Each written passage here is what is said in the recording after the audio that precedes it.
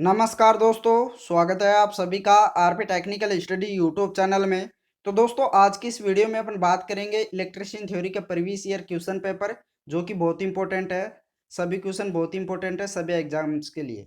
तो चलिए शुरू करते हैं। पहला क्वेश्चन है, पोल के साथ क्रॉस आर्म को कसा जाता है ताकि ऑप्शन दे रखा है इंसुलेटर कसा जा सके, पोल की ताकत को बढ़ाया जा सके, तार बांधी जा सके या न्यूट्रल तार खींची जा सके।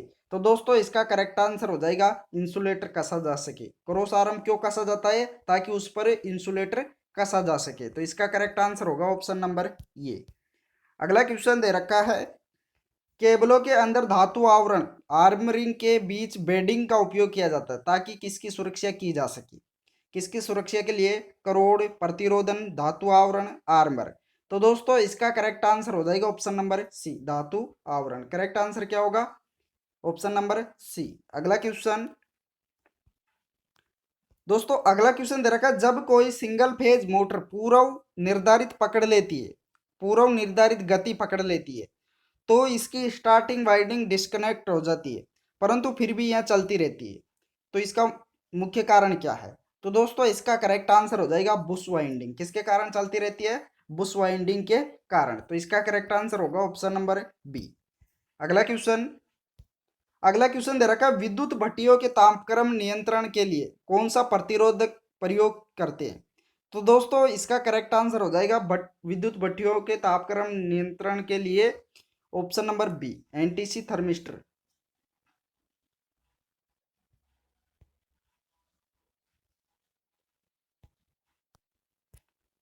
दोस्तों, अगला क्वेश्चन है, विद्युत भट्टियों के तापक्रम नियंत्रण के लिए कौन सा प्रतिरोध प्रयोग करते हैं? तो दोस्तों, इसके लिए करते हैं एनटीसी प्रतिरोध। कौन सा करते हैं? एनटीसी प्रतिरोध। तो इसका करेक्ट आंसर होगा ऑप्शन नंबर बी। अगला क्वेश्चन दोस्तों, अगला क्वेश्चन दे रखा है, निम्नलिखित में से कौन सी मोटर सबसे कम शोर करती है? इनमें से कौन सी मोटर है जो सबसे कम शोर करती है, नॉइज करती है? तो दोस्तों, इसका करेक्ट आंसर हो जाएगा स्टेरेसिस मोटर। करेक्ट आंसर क्या होगा? Option number D. अगला क्वेश्चन अगला क्वेश्चन दे रखा है, सिंगल फेज मोटर का स्टार्टिंग कैपेसिटर होता है। सिंगल फेज मोटर होती है, उसका स्टार्टिंग कैपेसिटर कौन सा होता है? तो दोस्तों, इसका करेक्ट आंसर हो जाएगा विद्युत अपघट्य कैपेसिटर। कौन सा कैपेसिटर होता है? विद्युत अपघट्य कैपेसिटर। तो राइट आंसर होगा ऑप्शन नंबर ये। अगला क्वेश्चन दोस्तों, अगला क्वेश्चन दे रखा है, मोटर चालू रहते समय जब सिंगल पेजिंग होता है तो इसे निर्धारित लोड से किस प्रतिशत कौन से प्रतिशत ज्यादा लोडेड नहीं किया जाना चाहिए? किस प्रतिशत से ज्यादा प्रतिशत पर लोडेड नहीं करना चाहिए? ऑप्शन ए दे रखा है 50%, बी दे रखा है 75%, सी दे रखा है 25%, डी दे रखा है 5%।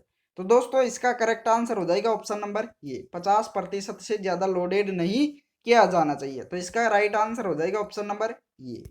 अगला क्वेश्चन दोस्तों, अगला क्वेश्चन दे रखा है, किस कारण से एसी श्रेणी मोटर में कंपनसेटिंग वाइंडिंग प्रयुक्त होती है? किस कारण से एसी सीरीज मोटर में कंपनसेटिंग वाइंडिंग प्रयुक्त होती है? तो इसका मुख्य कारण है ऑप्शन नंबर बी, बरसों पर स्पार्किंग कम करना। मुख्य कारण क्या है कंपनसेटिंग वाइंडिंग का? बरसों पर स्पार्किंग को कम करने का इसका मुख्य उद्देश्य होता है। तो करेक्ट आंसर हो जाएगा ऑप्शन नंबर बी। अगला क्वेश्चन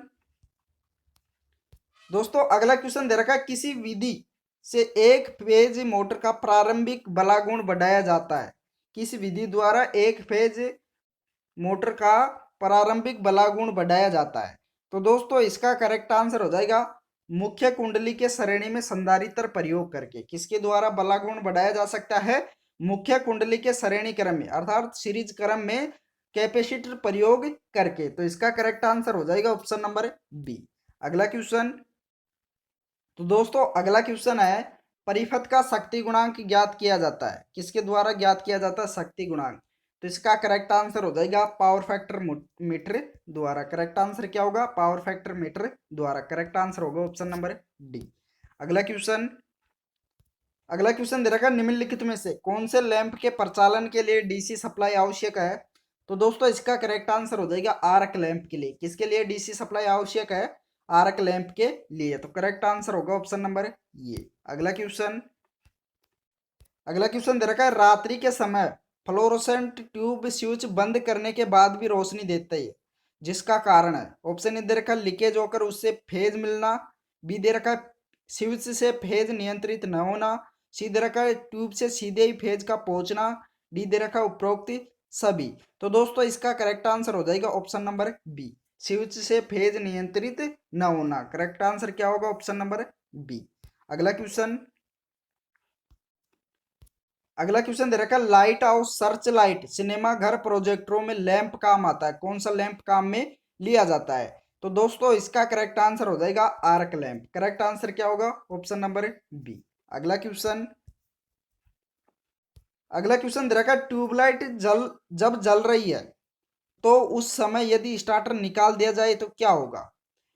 ऑप्शन ए दे रखा फिलामेंट खराब हो जाएगा, बी है कोई अंतर नहीं आएगा, सी है बुझ जाएगा, डी है कोई नहीं। तो दोस्तों इसका करेक्ट आंसर हो जाएगा ऑप्शन नंबर बी, ट्यूबलाइट जलता रहेगा उसमें कोई अंतर नहीं आएगा। करेक्ट आंसर हो जाएगा ऑप्शन नंबर बी। अगला क्वेश्चन, अगला क्वेश्चन दे रखा नियोन साइन नली, यहाँ साइन है, नियोन साइन नली का कार्य सिद्धांत है, किस सिद्धांत पर काम करती है नियोन साइन नली? प्रकाश उत्सर्जन प्रभाव, प्रदीप्ति प्रभाव, फोटो विद्युत उत्सर्जन प्रभाव, गैस विसर्जन प्रभाव। तो दोस्तों इसका करेक्ट आंसर कौन सा होगा? इसका करेक्ट आंसर हो जाएगा गैस विसर्जन प्रभाव। राइट आंसर हो जाएगा ऑप्शन नंबर डी। अगला क्वेश्चन, अगला क्वेश्चन दे रखा high pressure mercury vapour lamp holder में 3 पिन होती है, यह इसलिए कि ऑप्शन ए दे रखा लैंप को अर्थ करने के लिए, गलत संयोजन से बचने के लिए, 3 फेज संयोजन के लिए, उपयुक्त में से कोई नहीं। तो इसका करेक्ट आंसर हो जाएगा गलत संयोजन से बचने के लिए। 3 पिन क्यों उपयोग में ली जाती है? गलत संयोजन से बचने के लिए। राइट आंसर हो जाएगा ऑप्शन नंबर बी। अगला क्वेश्चन, अगला क्वेश्चन दे रखा धात्विक तंतु लैंप में निष्क्रिय गैस भरने का उद्देश्य क्या? धात्विक तंतु लैंप होता है उसमें निष्क्रिय गैस भरने का मुख्य उद्देश्य क्या होता है? तो इसका करेक्ट आंसर हो जाएगा तंतु का कार्यकारी तापमान बढ़ाने के लिए। करेक्ट आंसर क्या हो जाएगा? Option number B. अगला क्वेश्चन, अगला क्वेश्चन दे रखा भारतीय कोयले में राख की मात्रा लगभग होती है, कितनी होती है? तो दोस्तों इसका करेक्ट आंसर क्या होगा? इसका करेक्ट आंसर हो जाएगा 20%। यहाँ 20 ना होकर 35% भी हो सकता है। ऑप्शन में क्या हो सकता है? 35%। तो जब ऑप्शन में 35% दिया होगा तो राइट आंसर भी 35% ही होगा। अगला क्वेश्चन, अगला क्वेश्चन दे रखा भारतवर्ष में जवार से ऊर्जा कहाँ उत्पादित होती है? तो इसका करेक्ट आंसर क्या होगा? इसका करेक्ट आंसर हो जाएगा गुजरात में। करेक्ट आंसर क्या होगा? Option number D. अगला क्वेश्चन, अगला क्वेश्चन दे रखा है यह प्रभाव जिसके द्वारा किसी चालक में कोर अपेक्षा बाहरी सतह पर अधिक धारा है उसे कहते हैं, उसे क्या कहा जाता है? तो इसका करेक्ट आंसर हो जाएगा स्किन प्रभाव। उसे क्या कहा जाता है? स्किन प्रभाव। करेक्ट आंसर होगा ऑप्शन नंबर बी। अगला क्वेश्चन दे रखा 220 केवी की विद्युत पारेषण लाइन में प्रयुक्त तड़ित चालक होता है। 220 केवी लाइन होती है विद्युत पारेषण लाइन, उसमें तड़ित चालक होता है, कौन सा होता है? पैलेट तड़ित चालक, हॉर्न गैप तड़ित चालक, सिरोपरी भूसब नियोजित चालक या ऑक्साइड फिल्म तड़ित चालक। तो इसका करेक्ट आंसर क्या होगा? इसका करेक्ट आंसर हो जाएगा ऑक्साइड फिल्म तड़ित चालक। करेक्ट आंसर होगा ऑप्शन नंबर डी। अगला क्वेश्चन, अगला क्वेश्चन दे रखा है किसी उद्योगशाला मुख्यतः 3 फेज लोड तथा सीमित प्रकाश लोड के लिए प्रयुक्त केबल किस प्रकार का होना चाहिए? तो दोस्तों इसके लिए होना चाहिए 3.5 करोड़। करेक्ट आंसर क्या होगा? Option number B. Right answer क्या हो जाएगा? Option number B. अगला क्वेश्चन, अगला क्वेश्चन दे रखा 400 एम्पियर धारा वहन क्षमता की सिरोपरी बस बार किस लंबाई में उत्पादित की जाती है? 400 एम्पियर धारा वहन क्षमता की जो सिरोपरी बस बार होती है उसमें किस लंबाई की उत्पादित की जाती है? तो दोस्तों इसका करेक्ट आंसर हो जाएगा 3.65 मीटर। करेक्ट आंसर हो जाएगा 3.65 मीटर। राइट आंसर होगा ऑप्शन नंबर ये। अगला क्वेश्चन, अगला क्वेश्चन दे रखा निम्न में से किस एम्पियर टेप कहा जाता है? किसे एम्पियर टेप कहा जाता है? यहाँ एम्पायर होना चाहिए, एम्पायर टेप किसे कहा जाता है? तो दोस्तों इसका करेक्ट आंसर हो जाएगा option number C, varnish cambric tape को किसको कहा जाता है? वार्निश कैम्ब्रिक टेप को एम्पायर टेप भी कहा जाता है। अगला क्वेश्चन, अगला क्वेश्चन दे रखा निम्न में से स्विच गियर उपकरण है, इनमें से स्विच गियर उपकरण कौन से हैं? ऑप्शन ए दे रखा है फ्यूज, रिले, स्विच, उपरोक्त सभी। तो दोस्तों इसका करेक्ट आंसर हो जाएगा सभी क्या है, स्विच गियर उपकरण है, फ्यूज भी, रिले भी व स्विच भी। राइट आंसर हो जाएगा ऑप्शन नंबर डी। अगला क्वेश्चन, अगला क्वेश्चन दे रखा है मैगर की गति किस पर रखी जाती है। तो मैगर की गति रखी जाती है 160 आरपीएम पर। करेक्ट आंसर क्या हो जाएगा ऑप्शन नंबर डी। अगला क्वेश्चन, अगला क्वेश्चन दे रखा है मैगर का प्रचालन आधारित होता है, किस पर आधारित होता है। तो मैगर का प्रचालन आधारित होता है चल कुंडली यंत्र पर। करेक्ट आंसर क्या हो जाएगा, चल कुंडली यंत्र पर। अगला क्वेश्चन, अगला क्वेश्चन दे रखा है निम्न में से कौन से मीटर को चालू सप्लाई पर नहीं लगाया जा सकता। इनमें से कौन सा मीटर है जिसको चालू सप्लाई पर नहीं लगाया जा सकता है। तो दोस्तों इसका करेक्ट आंसर हो जाएगा ऑप्शन नंबर डी, ओम मीटर व मेगर को।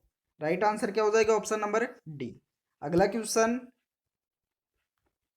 अगला क्वेश्चन दे रखा है वोल्ट मीटर की रेंज बढ़ाई जा सकती है। ऑप्शन ए दे रखा कैपेसिटर श्रेणी में जोड़कर, बी दे रखा चौक श्रेणी में जोड़कर, सी दे रखा श्रेणी में मल्टीप्लायर जोड़कर, डी दे रखा संट मल्टीप्लायर जोड़कर। तो दोस्तों इसका करेक्ट आंसर हो जाएगा ऑप्शन नंबर सी, श्रेणी में मल्टीप्लायर जोड़कर। करेक्ट आंसर हो जाएगा ऑप्शन नंबर सी। अगला क्वेश्चन, अगला क्वेश्चन दे रखा है विद्युत तापन यंत्रों में विद्युत ऊर्जा परिवर्तित होती है, किसमें होती है। तापीय ऊर्जा, प्रकाश ऊर्जा, रासायनिक ऊर्जा, मैकेनिकल ऊर्जा। तो करेक्ट आंसर हो जाएगा मैकेनिकल ऊर्जा में। करेक्ट आंसर क्या हो जाएगा ऑप्शन नंबर डी। तो दोस्तों इस वीडियो में इतना ही। वीडियो पसंद आया हो तो लाइक कर दीजिए और अपने दोस्तों को भी शेयर कर दीजिए। जिस दोस्त ने भी अभी तक चैनल को सब्सक्राइब नहीं किया है वो सब्सक्राइब भी कर लीजिए, साथ में ऑल नोटिफिकेशन बेल को भी ऑन कर लीजिए। Thank you.